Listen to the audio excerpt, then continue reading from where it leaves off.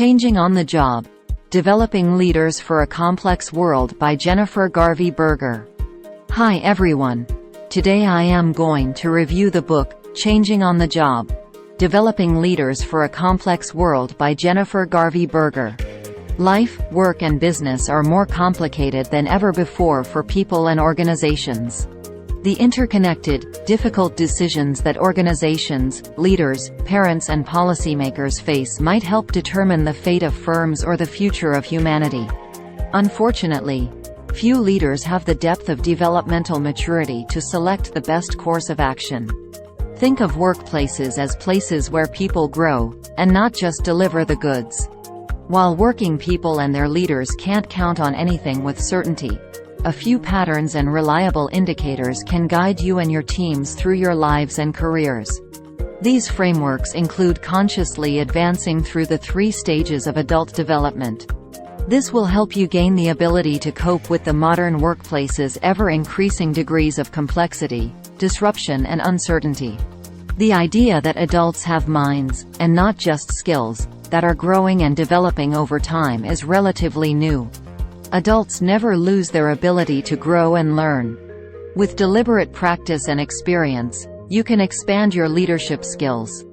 How you react to an issue as an executive with 15 years of leadership experience might differ greatly from the way you handled the same problem as a supervisor back when you had only 2 years of experience. Organizations can manage complexity by developing leaders correctly, according to Robert Kegan's theory of adult development. Harvard University's Robert Kegan articulated 3 stages of adult development that view growth in perspective. For example, as you gain experience and evolve as a leader, you get better at seeing other people's perspectives and managing your own emotions. Curiosity, and the way it leads to openness to learning, is a necessary skill that workplaces should be actively cultivating. First, you mature from the self-sovereign stage, where everything appears black and white, right or wrong. In this stage, you view the dynamics of the workplace from your own point of view exclusively. People regard self-sovereign stage employees as being in a state of perpetual immaturity, incapable of recognizing ambiguity or engaging in more than a superficial conversation. Asking different questions is perhaps the most underrated of all learning skills. Someone who does not listen well because he is not interested in others' perspectives is different than someone who does not listen well because he does not fully understand that others have perspectives. If you are going to try to have any idea about how someone else makes sense of the world, no matter how good you are at listening, you will have to get better. Modern firms need self-authored leaders and contributors. Self-authored leaders and employees can find it hard to step out of their worldview, their values, principles, and the like, to take the widest possible perspective and to manage perplexing challenges. Fewer than 1% of adults reach the final stage of maturity, self-transforming. Those who do balance multiple perspectives, shades of gray, and wide perspectives.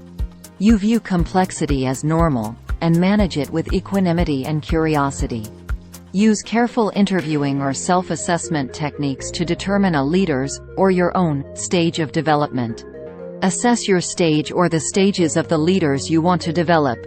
Knowing your current stage helps you determine what steps to take to keep growing. Write about an important situation, decision, challenge or opportunity in your life. Maybe you dislike your work, and must decide to quit or stay. Ask what's the worst that might happen if you quit. If you answer that it might permanently damage your career, ask what's the worst thing about that. If you answer that it might mean never reaching your full potential, ask yourself what's the worst thing about that. Keep going until you have enough information to assess your developmental stage. People with a self-authored mind are those who own their own work, make their own decisions, and mediate among different perspectives with relative ease. If your answers center mostly around disappointing others and worrying about their opinions, you're in the socialized stage. If your answers revolve around your feelings, ambitions and standards, you might be in the self-authored stage. Practice this with others using tools like the Subject-Object Interview (SOI).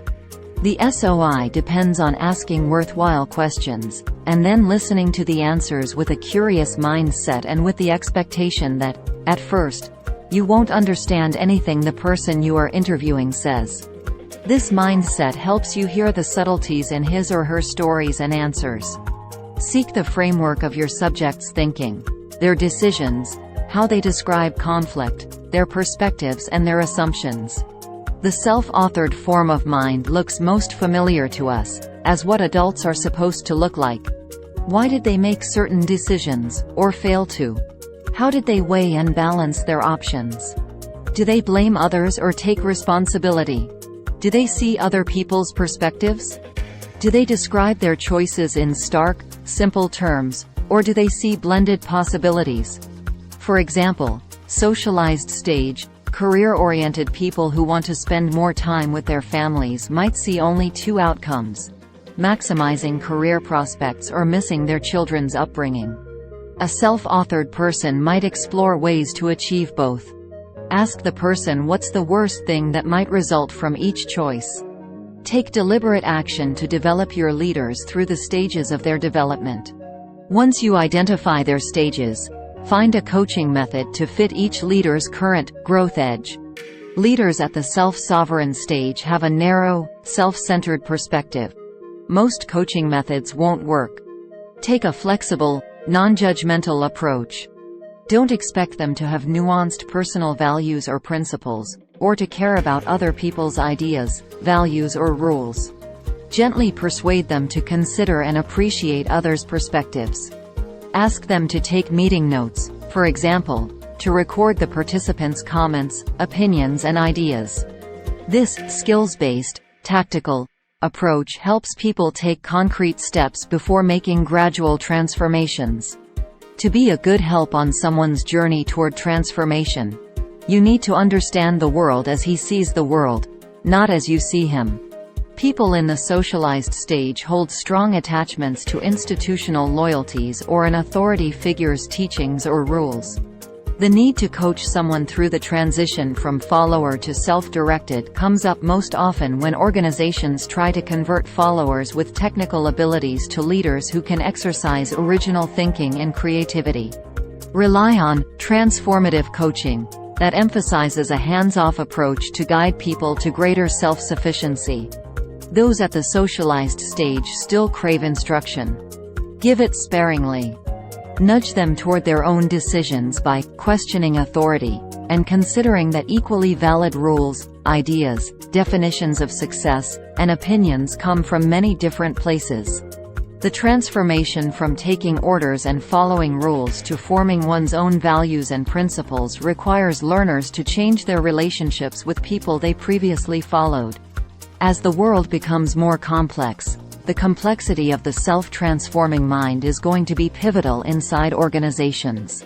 People in the self-authored stage consider other perspectives and the complexities of situations, but cling to their own ideas, values and beliefs. They may not know another stage of development exists. People don't let go of their identities easily. Explain Keegan's adult development model so they learn they can evolve further. After achieving self-authoring development, they may be ready to lead at the highest levels. Learning outcomes, like everything else inside adult learning spaces, need to allow for developmental and other differences if they're going to mean anything. Align professional development to learners' stages of adult development. You can't tailor your presentation and exercises to each individual, so offer content that provides many entry points for people at each stage. Offer, "What's in it for me?" for those in the self-sovereign stage. Explain the research and authority behind your ideas for the socialized learners. Let the self-authored adapt the ideas to fit their own thinking. With the self-transforming person, share ideas that feature wide interpretation and nuance. Learning the habit of intentionally taking other people's perspectives stretches the mind and makes it possible to see new options. A good outcome for people at the self-sovereign or socialized state might be learning to hear other people's perspectives. That means you may need to help self-authored learners appreciate the validity of their colleagues' contributions. Self-transformers realize they would remain incomplete if they see the world only through their own eyes. Learning theory says people change as they adopt 3 habits of mind: asking different questions, taking multiple perspectives, and seeing the system. For any learning to stick, it has to address the way that people make sense of the world. Professional development must help learners attain their career goals, while equipping them to achieve the firm's goals as well. Motivate employees to welcome rather than avoid learning by helping them form these habits. 1. Asking different questions. Most people ask questions they can answer. 1. Building the courage to ask questions that push the limits of your understanding opens you up to more learning. 1. Help other learners overcome the tendency to ask safe questions, especially when they feel uncertain. 2. Taking multiple perspectives. Help learners habitually hear and internalize others' perspectives. 2. While this opens them up to new possibilities, it doesn't mean everyone should agree, only that they should try to understand other viewpoints. 3. Seeing the system. Managing patterns and polarities. Learners should look for how things connect and notice the patterns of their connection. 3. Learners might not see connections between seemingly opposite things at the self-sovereign stage. 4. At the socialized stage, they might acknowledge the patterns, but not how they connect. 5. Leaders might not understand how a process that worked in a different role in another field applies to their work and industry. 6. At the self-authored stage, people better appreciate connections and complexity. 7. At the self-transforming stage, a process that others might find tactically or strategically useful could prove transformational.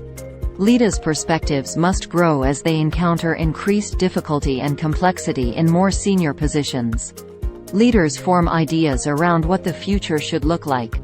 They create objectives and initiatives to fulfill that vision or to prepare their firm for the future.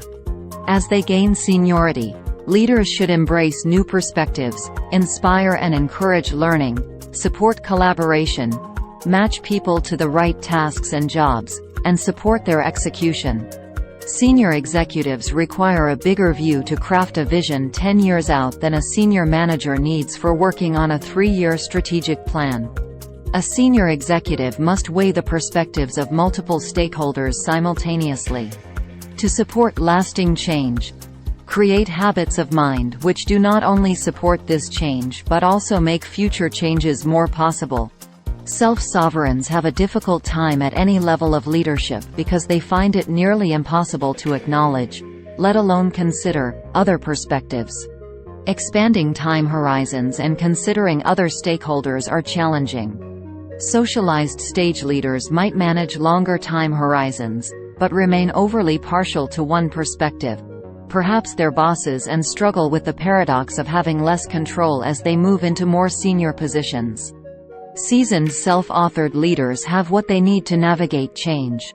They see others' perspectives and have no illusions about the nature of control. They expect ambiguity. Their attachment to their values and principles might blind them to the perspective of others. Ask leaders at all stages to answer stretch questions.